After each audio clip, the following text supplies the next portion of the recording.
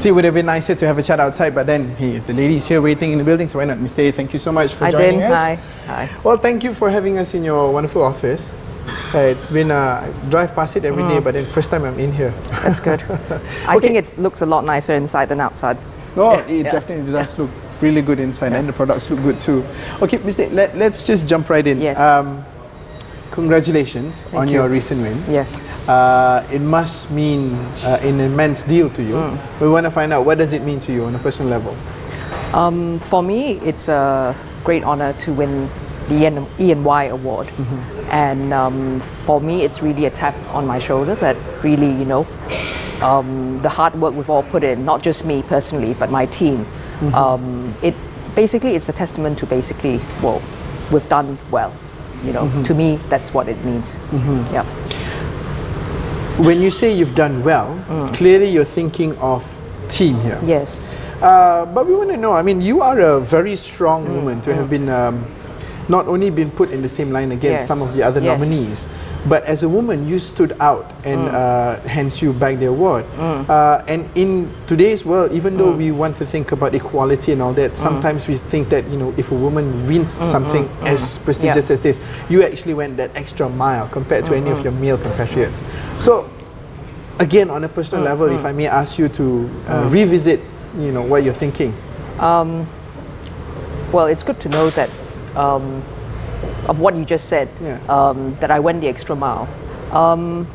For me, it really, like I say, is a pat on the back that I managed to win this award. And it really makes me pause and think, because a lot of times we're so caught up in doing a lot of things every day, we don't stop and think, wow, we've done so well. But really, the question you asked was really good. So it's making me think as well now as I'm talking to you that, you know, I've done fairly well, you know, and I would say for being 8 years in this company, and I mean, even though I've been in it, and the fact that we did property development only for 8-9 years, I would have said that we've done very well, and that we've created a brand and we've created a name for ourselves. So for that, I would say that, you know, what I've done well in is creating a brand for this company.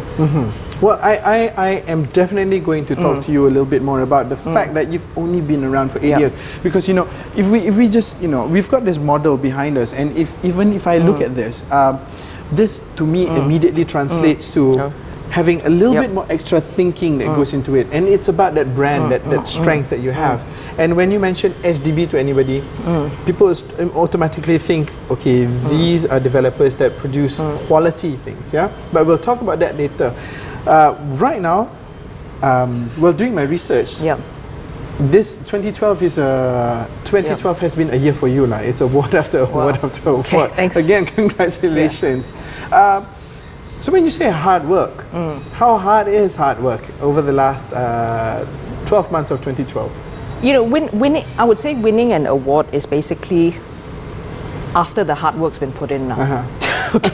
You know, of course. So I would say that what has happened for us in FIAPC is that basically we've put in a lot of hard work.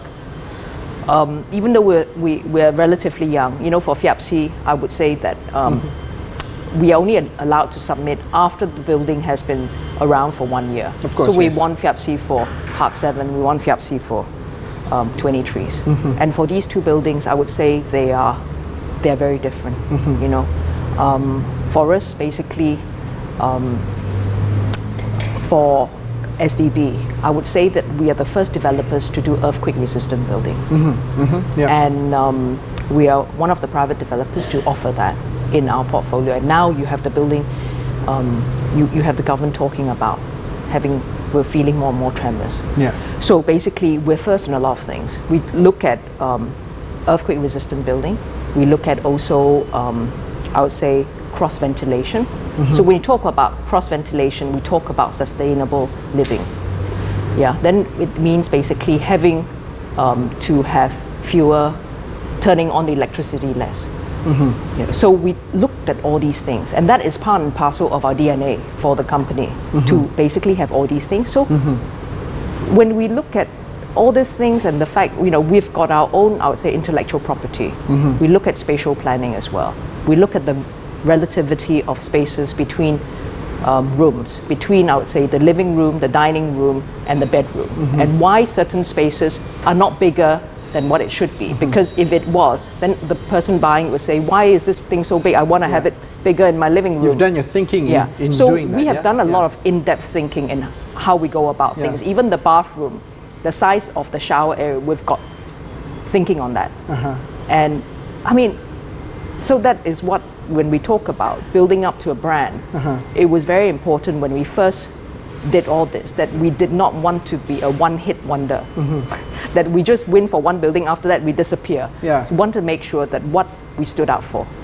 Well, that's the thing, you see, you know, as I listen to you telling me about all these thinking that you've done collectively as a company and as a group, and then I think back of the fact that you said what you've done over the last 8 years is creating a brand. No, I think it's much more than that. It's not just about the brand now, is it? Here's a person who over the last 8 years has done so much thinking in perfecting the art of creating a building. I mean, we have to ask you, where is all this immense knowledge and drive to know all this is coming from?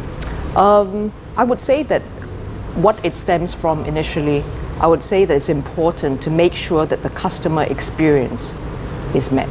So when we talk about customer experience, when we talk about coming out with a product, coming out with an apartment, coming out with a condominium, coming out with a house, we want to make sure that at the end of the day, it is not just something that they come into and then they lock themselves up and they don't come out of the house.